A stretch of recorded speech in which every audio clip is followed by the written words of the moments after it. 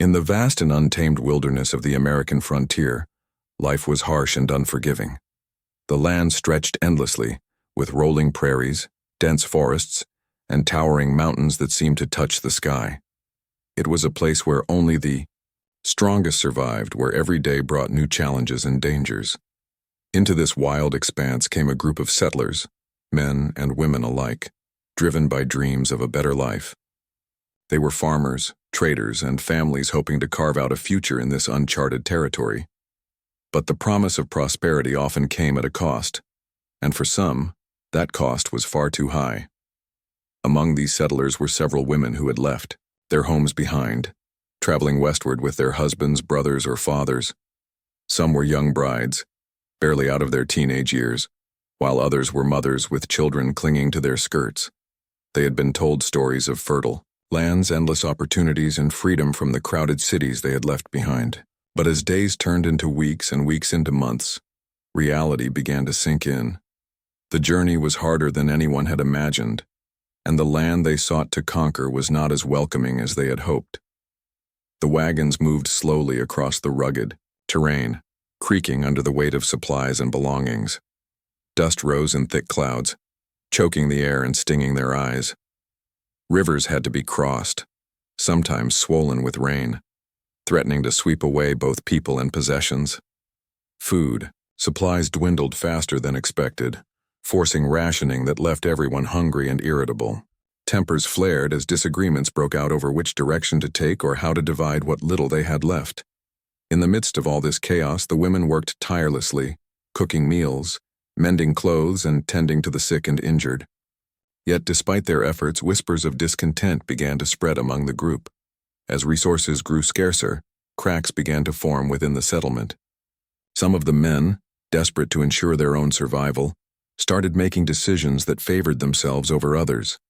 Supplies meant for the entire group were hoarded by a few, while those who couldn't defend themselves were left with nothing. Among the most vulnerable were the women, particularly those whose husbands had fallen ill or died along the way. Without protectors or providers, they became easy targets for neglect and cruelty. At first it was subtle, extra portions of food given to stronger members of the group, or tasks assigned unevenly so that certain individuals bore more of the burden. But as time went on, the discrimination grew bolder. One chilly evening, as the sun dipped below the horizon and painted the sky in shades of orange and purple, tensions reached a breaking point. A heated argument erupted between two factions of the group. On one side were those who believed in sharing what little they had, arguing that unity was their only chance of survival. On the other side were those who insisted on prioritizing the strongest and most capable, claiming that helping the weak would only drag everyone down. Voices rose, fists clenched, and accusations flew like arrows. In the midst of the chaos, a decision was made, a cruel and heartless one. The weakest members of the group, including several women, would be left behind. When the announcement was made, shock rippled through the camp. The women stood frozen, unable to believe what they were hearing. How could the very people they had traveled with, shared meals with, and depended on for protection turn their backs so callously? Tears streamed down their faces as they pleaded for mercy, promising to work harder, to contribute more, anything to stay with the group. But their cries fell on deaf ears. The leaders of the expedition, hardened by hunger and desperation, refused to listen. "We can't afford to carry dead weight," one man declared coldly, his voice cutting through the night like a knife. "If we don't look out for ourselves, no one will." The next morning, the wagons were packed up and ready to move before dawn. The women, now branded as burdens, were ordered to step aside. Their belongings were taken from them, leaving them with nothing but the clothes on their backs. Some clung to each other, seeking comfort in their shared misery, while others collapsed to their knees, sobbing uncontrollably. As the wagons rolled away, the sound of wheels grinding against the dirt echoed hauntingly in the stillness.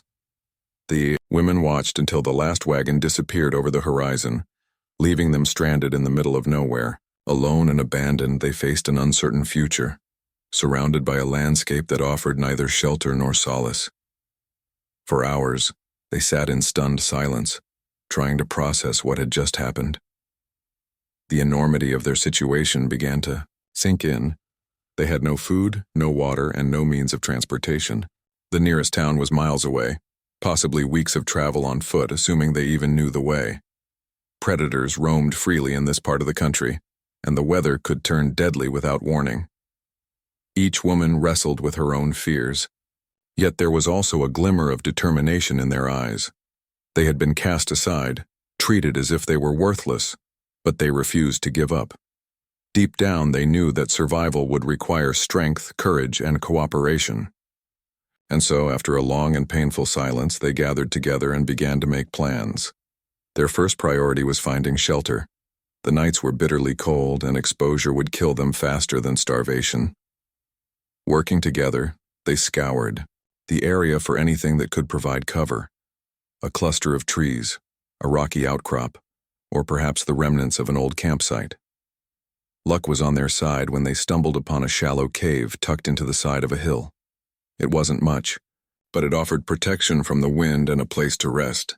Using branches and leaves, they fashioned a makeshift barrier at the entrance to keep out animals.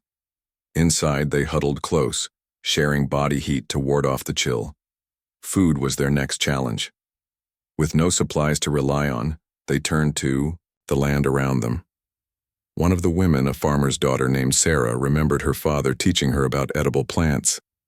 She led the group in searching for berries, roots, and nuts, carefully inspecting each item to ensure it wasn't poisonous. Another woman, Mary, suggested digging near streams to find water, recalling a trick she'd learned from a book. Though the water they found was murky and tasted of earth, it was enough to quench their thirst. Every small success boosted their morale, giving them the energy to push forward. Despite their efforts, hunger gnawed at their stomachs, and fatigue weighed heavily on their bodies. Days blurred into nights, and the line between hope and despair grew thinner. Yet, even in their darkest moments, they found ways to lift each other's spirits. Songs were sung softly under the stars. Stories of home were shared to remind them of happier times, and prayers were whispered for deliverance. They clung to the belief that somewhere, somehow, help would come. Little did they know, their prayers were about to be answered, but not in the way they expected. Far away, beyond the hills and valleys, the Lakota people had already begun noticing signs of strangers in need, setting into motion a chain of events that would change their lives forever. The days that followed were a blur of exhaustion and determination for the abandoned women. Each morning, they woke with the rising sun, their bodies stiff from sleeping on the hard ground and their stomachs empty from another night without proper food. Yet they forced themselves to keep moving, knowing that staying in one place for too long could mean death. They began to explore the area around their makeshift cave, searching for anything that might help them survive. Every leaf, every rock, and every stream became a potential lifeline.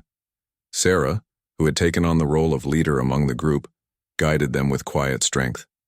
Her knowledge of plants proved invaluable, as she taught the others how to identify which berries were safe to eat and which roots could be boiled into a nourishing broth. Mary, with her resourcefulness, found clever ways to collect water, using large leaves as makeshift bowls and tying pieces of cloth together to filter out dirt. Another woman, named Elizabeth, used her sewing skills to mend their tattered clothes, patching holes with strips of fabric torn from the hems of their dresses. Together they worked like a well-oiled machine, each contributing what they could to keep the group alive. But survival was not just about finding food and water. It was also about staying safe. The wilderness was full of dangers, from wild animals to unpredictable weather. One evening, as they sat around a small fire they had managed to build, the sound of rustling bushes sent chills down their spines. Their hearts raced as they grabbed sticks and rocks, ready to defend themselves if necessary. To their relief, it was only a deer, startled by their presence, but the incident left them shaken. From then on, they took turns keeping watch at night, their ears tuned to every snap of a twig or howl in the distance. Despite their efforts, the weight of their situation pressed heavily on them. Hunger gnawed at their insides, and fatigue made even simple tasks feel monumental. Some days they walked for hours in search of food, only to return empty-handed. Other days they collapsed in tears, overwhelmed by the enormity of their struggle. Yet through it all, they refused to give up. They reminded each other of the families they had left behind, the dreams they still held on to, and the hope that someday, somehow, they would find a way out of this nightmare. It was this fragile thread of hope that kept them going, even when everything else seemed lost. Unbeknownst to the women, their presence in the wilderness had not gone unnoticed. The Lakota people who had lived on these lands for generations were deeply attuned to their surroundings. They noticed subtle changes in the environment, tracks in the dirt where none should be, strange scents carried by the wind, and distant smudges of smoke rising against the horizon. For the Lakota, the land was not just a place to live. It was a living entity, a source of wisdom and guidance. When signs pointed to strangers in distress, curiosity turned to concern. A group of Lakota warriors set out to investigate, their movements swift and silent as they navigated the terrain. These men were skilled hunters and trackers, accustomed to reading the stories written in the earth. As they drew closer to the source of the disturbances, they discovered evidence of human activity. A footprint here, a scrap of fabric there. The trail led them to the shallow cave where the women had taken refuge. Peering through the trees, the warriors observed the scene before them. A small group of women, thin and weary, gathered around a feeble fire. Their faces were streaked with dirt, their clothes patched and worn, but there was a resilience in their eyes that spoke volumes. At first, the women did not notice the warriors watching them. They were too focused on their task of boiling water and preparing a meager meal. But then a soft rustle in the bushes caught their attention. Startled, they froze, their hands trembling as they clutched whatever weapons they had fashioned for themselves. Slowly, the warriors emerged from the shadows, their presence both imposing and calming. Though armed with bows and spears, they made no aggressive moves, instead holding up their hands in a gesture of peace. One of the warriors stepped forward, speaking in broken English. "You safe now," he said, his voice gentle, yet firm. The women stared at him, unsure whether to trust these strangers. Fear and caution warred within them, but something in the warrior's demeanor reassured them. There was no malice in their eyes, only concern. After a moment of hesitation, Sarah stood up, her legs shaky, but her voice steady. "We are lost," she said, her words barely above a whisper. "Our people left us here." The warrior nodded, as if he understood more than just her words. He gestured for the women to follow him, pointing toward the direction from which they had come. Though wary, the women knew they had little choice but to trust these men. Gathering what few belongings they had, they followed the warriors deeper into the wilderness. As they walked, the women marveled at the skill with which the Lakota moved through the land. They seemed to know every tree, every stream, and every path as if it were part of their own body. The warriors shared food with them, dried meat and berries wrapped in leather pouches, and offered sips of water from gourds they carried. Though communication was limited, gestures and expressions bridged the gap between languages. The women began to relax, their fear giving way to gratitude. For the first time in days, they felt a glimmer of safety. The journey led them to a Lakota village nestled in a valley surrounded by towering trees. Smoke curled lazily from the tops of teepees, and the sound of laughter filled the air. Children ran barefoot through the grass, chasing each other with sticks, while elders sat in circles, sharing stories and songs. The sight of such harmony and community was overwhelming for the women, who had grown accustomed to isolation and despair. As they entered the village, the warriors called out to their people, explaining the situation in their native tongue. Curious faces turned toward the newcomers, some smiling warmly, others observing with cautious curiosity. An elder woman approached the group, her face lined with age but her eyes sharp and kind. She introduced herself as Red Willow and motioned for the women to follow her. Leading them to a large teepee, she gestured for them to sit.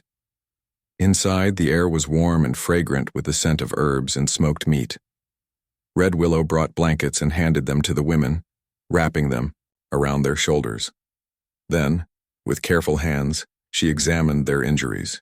Cuts, bruises, and burns from days spent struggling to survive. She applied salves made from plants and tied bandages around their wounds, her touch gentle and soothing. Through gestures and a few shared words, Red Willow communicated that the women were welcome to stay. The Lakota people believed in the importance of hospitality, especially for those in need. Over the next few days, the women were given food, clothing, and shelter. They were shown how to grind corn into flour, how to tan hides into soft leather, and how to weave baskets from reeds. The children of the village took an immediate liking to them, giggling and pulling at their hands to join in games. Slowly, but surely, the women began to feel a sense of belonging, something they hadn't experienced since being abandoned by their own people. For the Lakota, the arrival of the women was seen as a test of their values. They prided themselves on their connection to the earth and their commitment to helping others.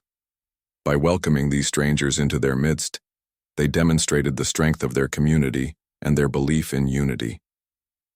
For the women, this act of kindness was nothing short of miraculous. They had been cast aside, treated as expendable, yet here they were, surrounded by people who saw their worth and offered them a second chance at life. As the days passed, the women began to adapt to their new surroundings. They learned to wake with the dawn, to participate in daily chores, and to contribute to the life of the village.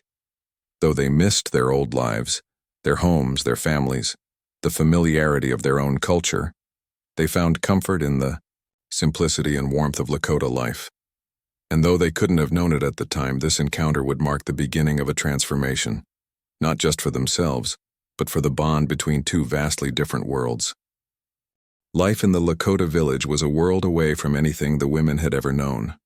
At first, everything felt strange and unfamiliar, the rhythmic beat of drums echoing through the valley, the smell of sage burning in ceremonial fires, and the sight of warriors painting their faces before hunts.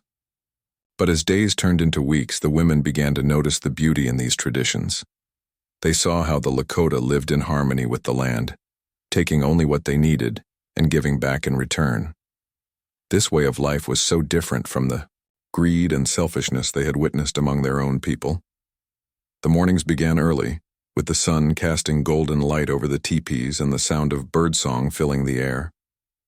The women joined the others in daily tasks, learning skills that would help them contribute to the community.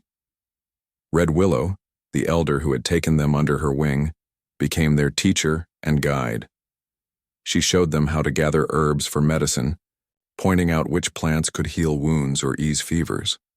She taught them how to prepare meals using ingredients like wild rice, dried berries, and venison, flavors that were new but delicious. Under her patient guidance, the women slowly gained confidence, realizing they could be useful even in this foreign place. One of the hardest adjustments was understanding the Lakota language. At first, communication was limited to gestures and simple words, but the villagers were patient and eager to bridge the gap. Children played a big role in this process, laughing as they repeated phrases and corrected mistakes. Sarah, who had always been quick to learn, picked up the language faster than the others. She became a translator of sorts, helping her companions express their needs and share their gratitude.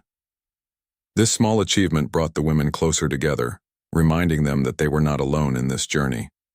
As time went on, the women found themselves drawn into the rhythm of village life. They helped weave blankets from wool dyed in vibrant colors, their fingers growing nimble as they worked alongside skilled artisans. They learned how to tan hides, scraping away fat, and stretching the leather until it was soft and supple. These tasks were hard work, but there was joy in seeing the results of their labor, a warm blanket to wrap around their shoulders or sturdy moccasins to protect their feet. Each accomplishment gave them a sense of purpose, something they had sorely lacked since being abandoned. The women also discovered the importance of storytelling in Lakota culture. In the evenings, after the day's work was done, the villagers gathered around the fire to share tales of ancestors, spirits, and the natural world. These stories were more than entertainment. They carried lessons about courage, kindness, and respect for all living things.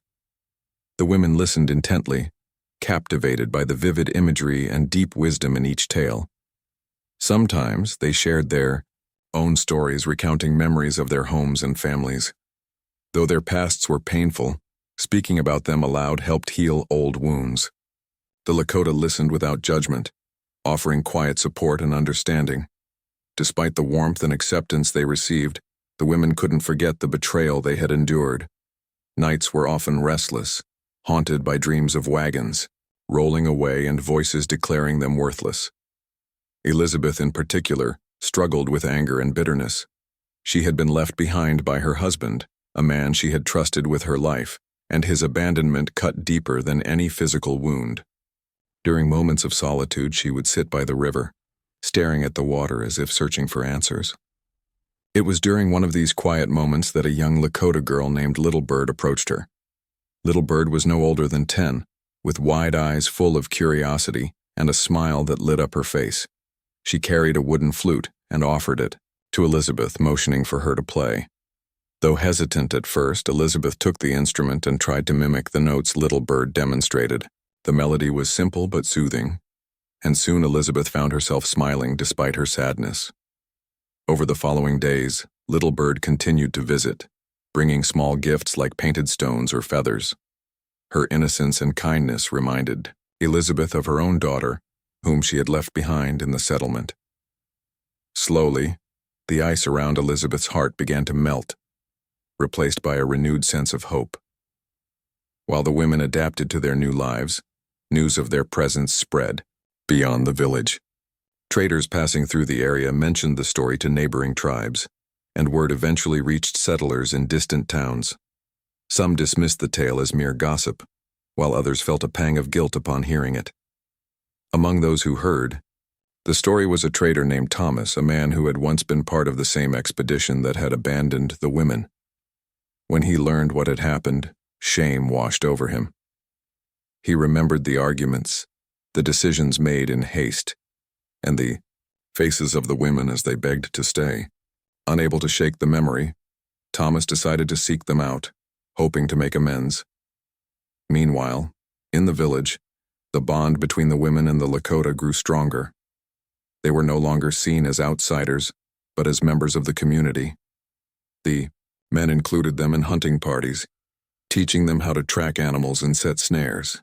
The women joined in ceremonies, their voices blending with those of the Lakota, as they sang songs of gratitude to the earth and sky. Even the elders began to view them as daughters, sharing stories of their youth and offering advice on how to navigate life's challenges. For the first time in months, the women felt truly valued, not for what they could provide, but simply for who they were. This newfound sense of belonging was tested when winter arrived, bringing snow and biting winds. The Lakota prepared for the harsh season by storing food, reinforcing their shelters, and gathering firewood. The women pitched in, working tirelessly to ensure everyone had enough to survive. They learned how to insulate their teepees with layers of buffalo hides and how to keep fires burning throughout the night. Though the cold seeped into their bones and the days grew shorter, they faced the challenge together, drawing strength from the unity of the village. During one particularly fierce storm, the women huddled close with their Lakota family, listening to the wind howl outside. Inside the teepee, the atmosphere was warm and cozy, filled with laughter and shared meals. Sarah told jokes that made everyone giggle, while Mary entertained the children with hand puppets she had crafted from scraps of fabric. Elizabeth, now less guarded than before, joined in the fun, her laughter ringing out like music. As they sat together, wrapped in blankets and surrounded by flickering firelight, the women realized something profound. They had found a home, not the kind built with walls and roofs, but the kind rooted in love, trust, and belonging.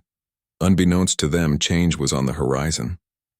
Thomas, the trader burdened by guilt, was making his way toward the village, determined to find the women he had wronged. His arrival would force them to confront their past and decide whether forgiveness was possible. But for now, they were content to live in the present, cherishing the connections they had forged and the second chance they had been given.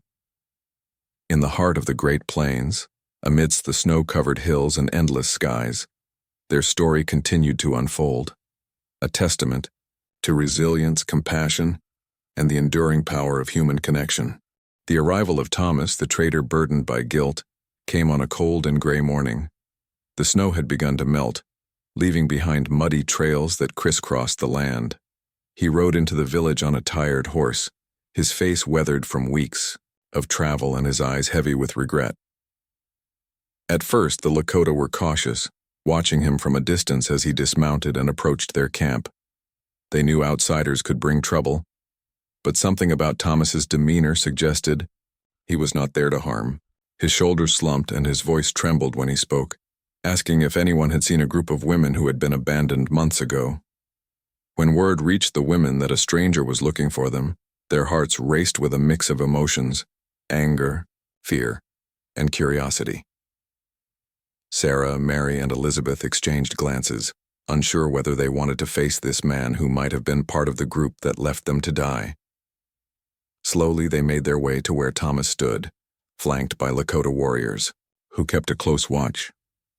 As they stepped forward, Thomas's breath caught in his throat. The sight of the women brought back vivid memories of that fateful day, their tear-streaked faces, their desperate pleas, and the sound of wagons rolling away without them. Guilt crashed over him like a wave. "I didn't know what else to do," Thomas began, his voice barely above a whisper. "I was wrong, we all were." He looked at each woman in turn, his eyes filled with shame. "I heard you were alive. I had to come."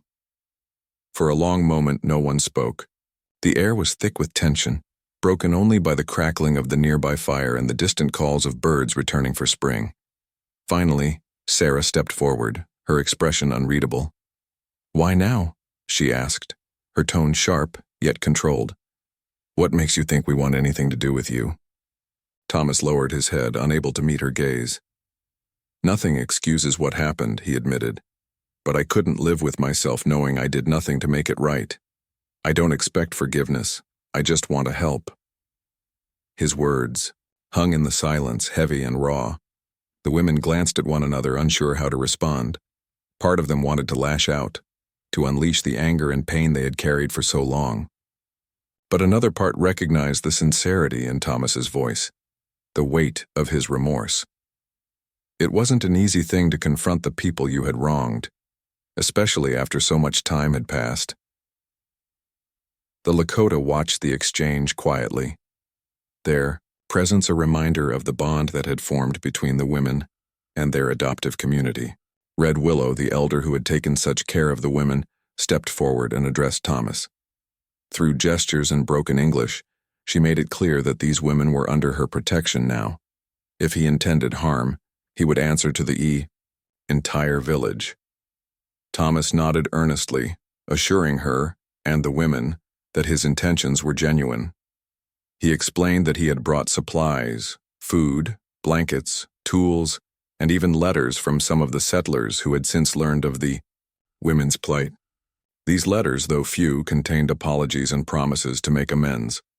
For days, the women wrestled with conflicting emotions. Should they accept Thomas's offer of help? Could they trust him after everything they had endured?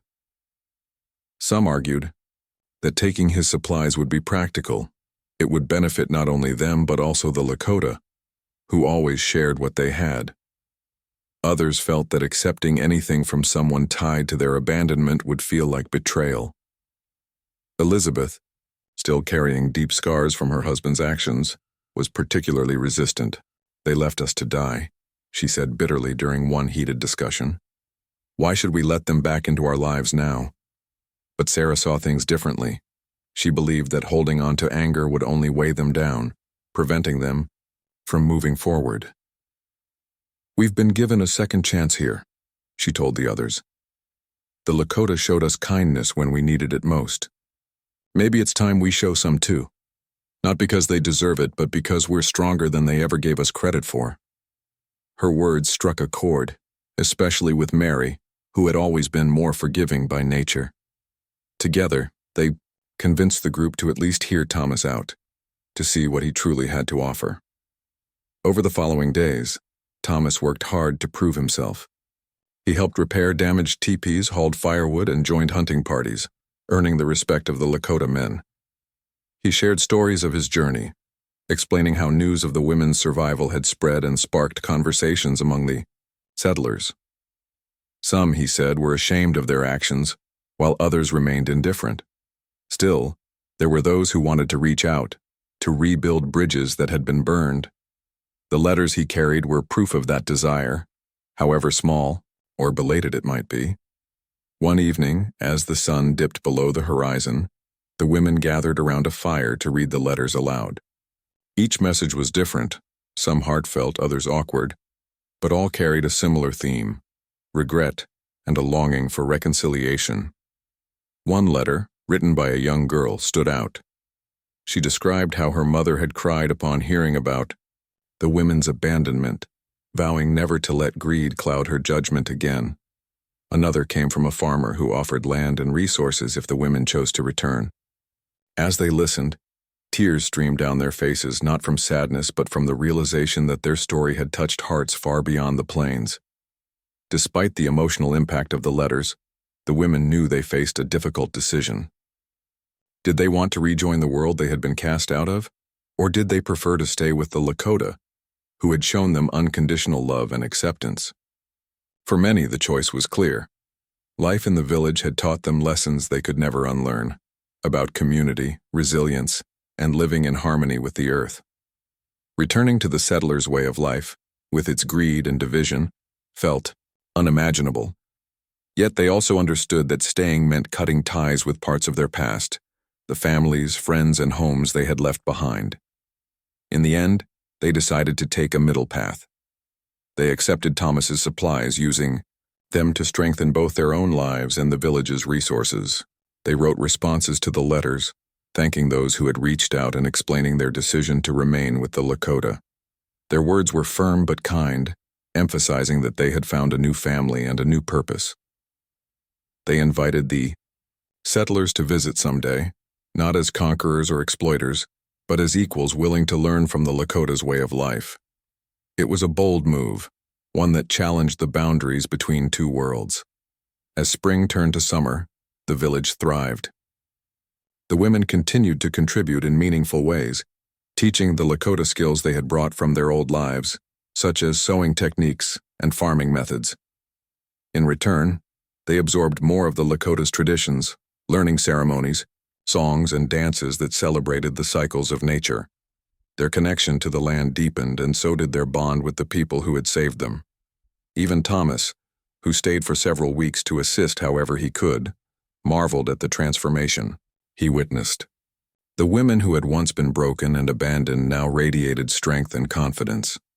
One night, under a sky filled with stars, the women sat together, reflecting on how far they had come. Elizabeth, who had once been consumed by bitterness, smiled as she watched Little Bird chase fireflies with other children. Mary hummed a tune she had learned from the Lakota, her voice soft and soothing. Sarah gazed at the horizon, thinking about the future and all the possibilities it held. Though their journey had been marked by pain and loss, it had also been one of growth and renewal. They had been tested in ways they never imagined, yet they had emerged stronger, not just individually, but as a united force. And so, in the heart of the Great Plains, a new chapter began.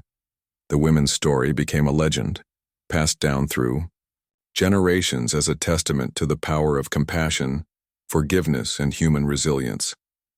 It reminded everyone who heard it that even in the darkest moments, light can be found, if not in the form of rescue, then in the courage to rise above despair. For Sarah, Mary, Elizabeth, and the others, the Lakota had not just saved their lives, they had shown them how to truly live. As the seasons changed, the women grew even more deeply rooted in the rhythms of Lakota life. Summer brought long, golden days filled with activity and growth. The prairies bloomed with wildflowers, painting the landscape in vibrant hues of yellow, purple, and red. Birds sang from dawn until dusk, and the air carried the sweet scent of blooming sage. For the women, this time of abundance was a stark contrast to the harshness of their earlier struggles. They no longer worried about where their next meal would come from, or whether they would survive another night. Instead, they focused on contributing to the community that had embraced them. The bond between the women and the Lakota deepened as they exchanged knowledge and skills. Sarah, who had always been resourceful, taught the villagers how to grow crops like corn and squash in small plots near the river. She explained techniques she had learned from her father back home, showing them how to prepare the soil and plant seeds in rows for better yields. At first, some of the Lakota were skeptical. Farming wasn't part of their traditional way of life, which relied more on hunting and gathering. But when the first harvest came in, plump ears of corn and baskets full of vegetables, they saw the value in what Sarah had shared. In return, the Lakota taught her how to preserve food for the winter, drying meat and grinding grains into flour that could last through the colder months. Mary, whose gentle hands had once mended torn dresses, found joy in creating something entirely new. Inspired by the intricate beadwork worn by the Lakota women, she began crafting her own designs. Using colorful beads traded from neighboring tribes, she stitched patterns onto leather pouches, belts, and even moccasins. Her work quickly became popular among the villagers, who admired her creativity and attention to detail.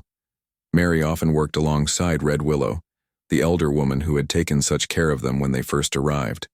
Together they laughed and talked while threading needles, their conversations bridging the gap between cultures. Elizabeth, too, found her place within the village. Though she had initially struggled with bitterness and anger, those feelings slowly gave way to gratitude and purpose.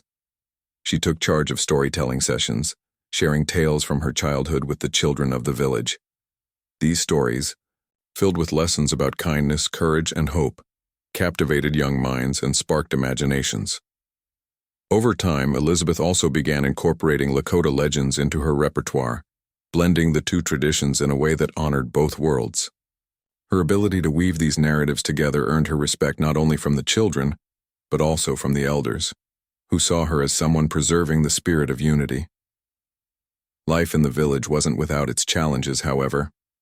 As word spread about the abandoned women living among the Lakota, curiosity turned into scrutiny. Some settlers traveling through the area viewed the arrangement with suspicion, questioning why white women would choose to stay with native people instead of returning to their own kind. Rumors circulated, fueled by prejudice and misunderstanding. A few traders even tried to pressure the women to leave, claiming it was unnatural for them to live so far removed from their roots. But the women stood firm, refusing to let outsiders dictate their choices. One particularly tense encounter occurred when a group of settlers stopped at the village seeking supplies. Their leader, a man named Jonas, demanded to speak with the women privately. He insisted they owed it to their families and to their race to return to civilization. "You don't belong here," he said bluntly, his tone dismissive. "This isn't your world." The women listened quietly, their expressions calm but resolute. When Sarah finally responded, her voice was steady and clear.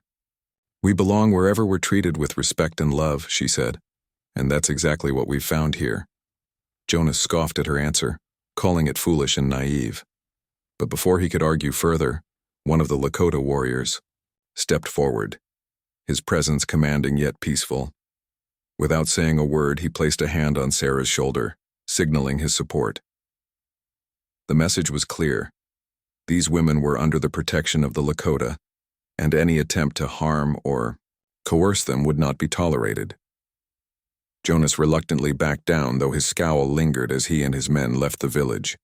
Afterward, the women felt a renewed sense of solidarity, not just with each other, but with the entire community that stood by them. Despite such incidents, there were moments of connection and understanding as well. Occasionally, settlers passing through showed genuine interest in learning about Lakota culture. They marveled at the efficiency of the teepees, which provided warmth in winter and cool shade in summer. They tasted meals prepared with ingredients unfamiliar to them, discovering flavors they had never experienced before. Some even stayed for short periods, helping with tasks like gathering firewood or repairing tools. These interactions, though, fleeting, planted seeds of mutual respect that might one day blossom into greater harmony. As autumn approached, the village prepared for the annual harvest festival, a celebration of gratitude for the earth's bounty. This year, the event held special significance because of the contributions made by the women. Their efforts in planting and tending to the crops had ensured a plentiful yield, and the villagers wanted to honor their hard work. On the morning of the festival, everyone gathered around a large bonfire, dressed in their finest clothing adorned with feathers, beads, and painted symbols. Drums beat steadily, setting the rhythm for songs and dances that echoed across the plains. The women joined in eagerly, their movements becoming more confident as they followed the steps taught to them by the Lakota. Sarah spun gracefully, her laughter mingling with the music. Mary clapped along, her hands decorated with rings of braided grass. Even Elizabeth, usually reserved, allowed herself to be swept up in the energy of the celebration. At one point, an elder invited the women to share a song from their own culture. Nervously at first, then with growing enthusiasm, they sang a hymn they remembered from childhood. The melody blended seamlessly with the sounds of the drums, creating a moment of unity that brought tears to many eyes. After the festivities ended, the women sat together beneath a canopy of stars, reflecting on everything they had experienced. They spoke of the hardships they had overcome and the friendships they had forged. They acknowledged the pain of being abandoned, but recognized how it had led them to this extraordinary journey. "I used to think survival meant staying alive," Mary said softly. "But now I see it's about finding meaning, finding a reason to keep going." The others nodded, agreeing silently. They had discovered that purpose not just in themselves, but in the connections they had built, with the land, with the Lakota, and with each other. Yet as peaceful as their lives had become, whispers of change lingered on the horizon. News reached the village of growing tensions between settlers and native tribes in distant regions.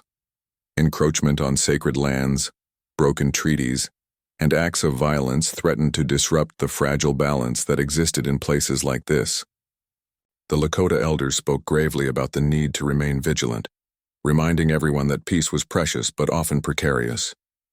For the women, these warnings stirred a mix of emotions: fear for the future, determination to protect what they had gained, and resolve to stand alongside their adopted family, no matter what lay ahead. In the quiet moments that followed, the women found solace in small joys. They watched children play tag under the fading light of sunset, their giggles carrying on the breeze. They helped elderly women braid sweetgrass for ceremonies, listening to stories passed down through generations. They walked along the riverbank, feeling the cool water ripple over their fingers as they reflected on how much they had grown. Though uncertainty loomed, they faced it with courage born from resilience and love. They knew they weren't alone. They had each other, and they had the Lakota. And as long as they remained united, they believed they could face whatever challenges came their way. The story of these women, their abandonment, rescue, and transformation, became a symbol of hope and strength. It reminded everyone who heard it that even in the darkest times, humanity has the power to rise above despair. Through compassion, forgiveness, and the willingness to embrace new beginnings, bridges can be built where none seemed possible. For Sarah, Mary, Elizabeth, and the others, the Lakota had given them more than shelter and sustenance. They had shown them how to truly live. And in doing so, they had created a legacy that would endure for generations to come. As winter approached, the village prepared for the long, cold months ahead. The women worked alongside the Lakota, gathering firewood and storing food in underground pits lined with straw to keep it safe from animals. They helped tan hides to make warm blankets and sewed thick clothing to protect against the biting winds. Though they had experienced winters before, this one felt different. It wasn't just about surviving. It was about thriving together as a community. The bond they shared with the Lakota had grown so strong that the line between us and them had blurred. They were no longer outsiders. They were family. During these quiet days of preparation, the women often found themselves reflecting on how far they had come. Sarah thought about the first time she had stepped into the village, scared and unsure if she would ever belong. Now, she couldn't imagine life without the people who had taken her in. Mary remembered the nights she had spent crying, convinced she would never see beauty again after being abandoned.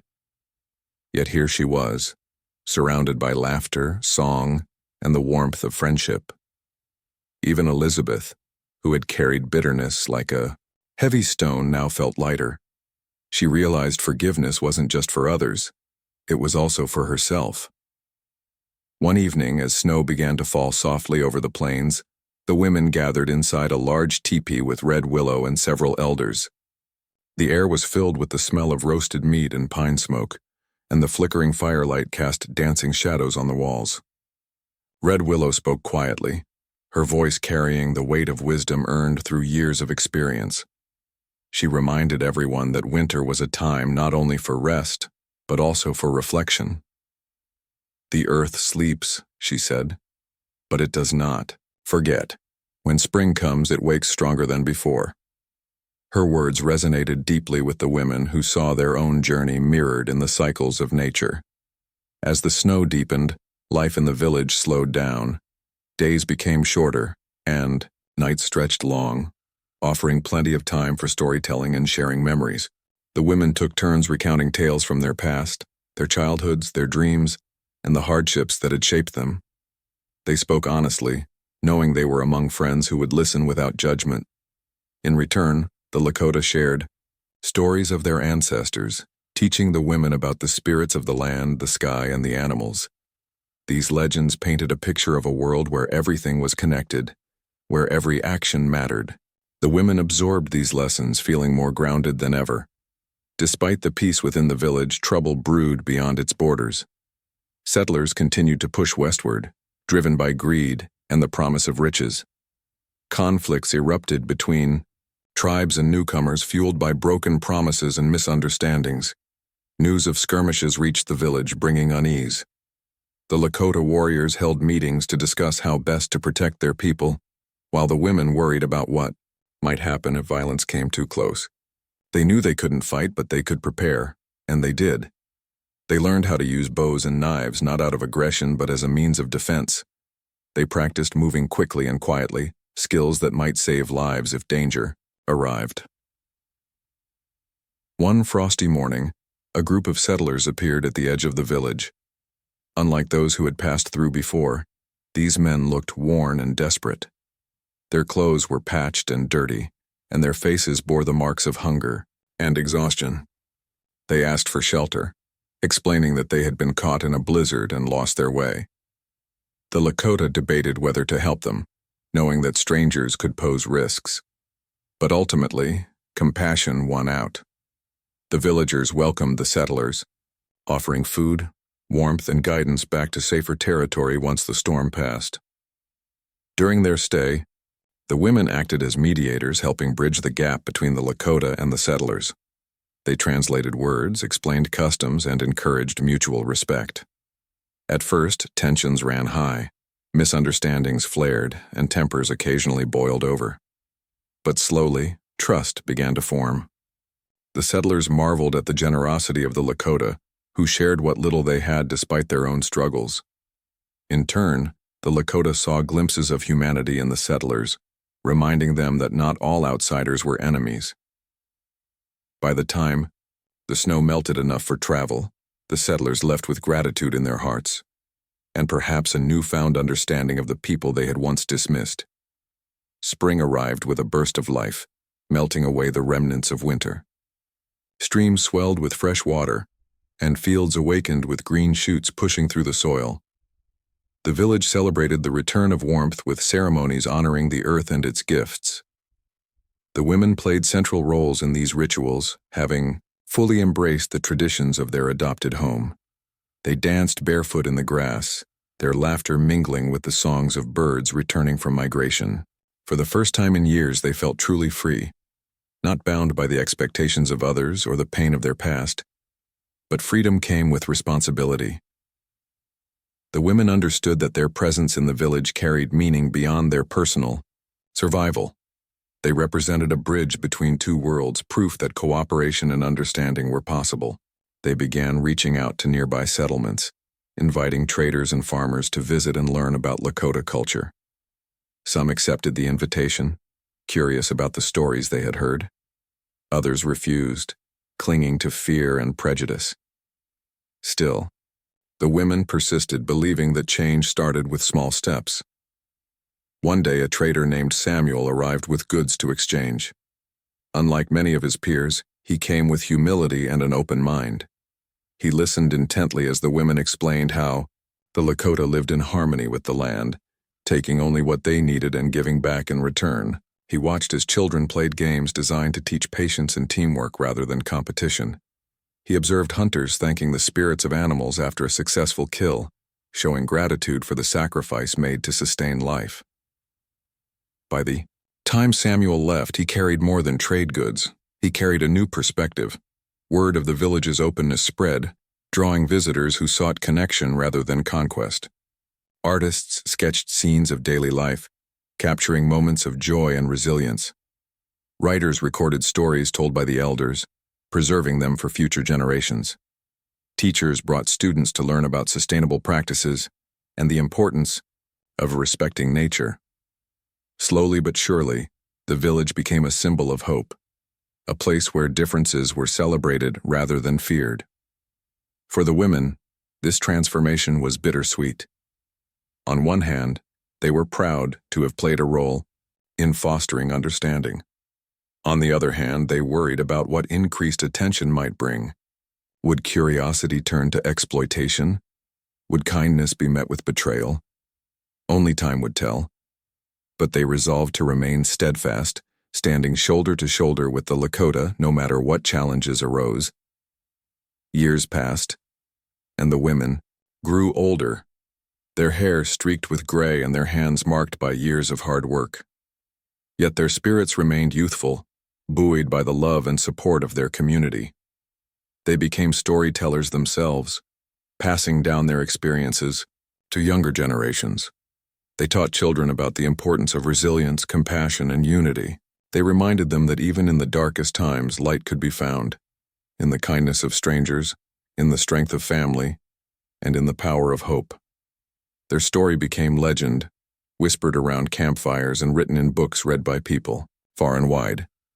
It served as a reminder that humanity's greatest strength lies in its ability to connect, to forgive, and to build bridges where none seemed possible. For Sarah, Mary, Elizabeth, and the others, the journey had been long and difficult, but it had led them to something extraordinary, a home built not of wood and stone, but of love, trust, and belonging. And so, in the heart of the Great Plains, under endless skies and beside rivers that flowed like veins through the land, their legacy endured.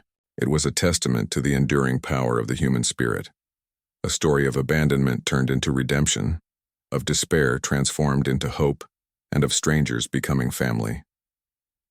Through it all, the women in the Lakota showed the world what was possible when hearts opened and hands reached out in kindness.